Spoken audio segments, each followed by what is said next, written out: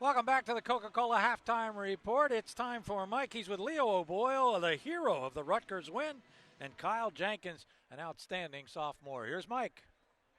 Thanks, Gary, here inside Kirby Sports Center, and it's great. I'm joined by two of the key components to the men's Lafayette basketball team. On my left here, Kyle Jenkins. Kyle, great to have you with us. Appreciate you a couple minutes. And on my right, Leo O'Boyle, a junior.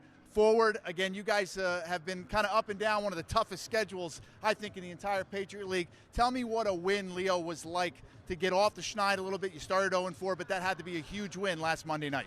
Well, definitely a lot of people looked at our schedule and thought, these guys have no shot. Like, a lot of the games, like, everybody counted us out, but the first win's always the hardest, and to get that off our back was amazing, and we can only just build from here. Tell me a little bit about what Coach O'Hanlon, obviously you've been here 3 years, are you guys moving towards what he wants this team to be like, and what does he keep stressing in practice for you guys?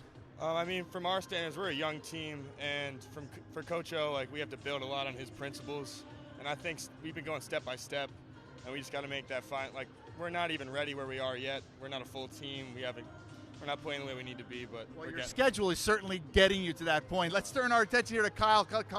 Kyle, that was an amazing game, obviously, down at Duke for you. And then you step in at Rutgers, and there's 2.1 seconds left. Take me through that play, because I think you guys actually called a timeout maybe to set up that play. Take me through that. Yeah, we originally went down to Neal in the post, but he didn't have a good look, so we kicked it out the tie. And then I started to get to a spot where I could get a good look at the rim. And my guy sagged off on Neal when he rolled, so I got a good look at it. Ty found me, and I was able to knock it in. And it's important that Neal starts to get a little bit more attention inside. That's going to open things up. Now, tell me a little bit about yourself. You're a sophomore now. Your game's kind of obviously molding. Where does Kyle Jenkins need to be? What parts of your game do you need to improve to get to where, say, you want to be? I think one thing is just building consistency on offense, but I think that comes a lot in the offense, just the way we pass the ball, our cuts and stuff, so that'll take care of itself. I think also rebounding, defense, the little things are going to help us win games a lot going down the stretch. It's very important, and I understand. Let's go back to Leo real quick. Leo, you have a whole week here. You played last Monday. You got Columbia tomorrow night, so you've had a whole week off. What is that like with a whole week off? Would you rather get back on the court right away after a win, or is a week Thanksgiving a good break? We're definitely coming off that huge win. It's just a build-up now. I know all of us are ready to play, go out there, so I think we're going to give our best effort and be healthy and ready to go. Yeah, it's so important for that, because you guys got to get a little rhythm going. And like I said, you've had one of the hardest schedules. Now, we lost Jaws last year. We lost EJ. EJ's playing at Minnesota, I think. Yep. How much of a leadership role have you had to take in the first couple weeks of the season? It was definitely a big step for me. I'm used to having those guys, as you said, just as my leaders.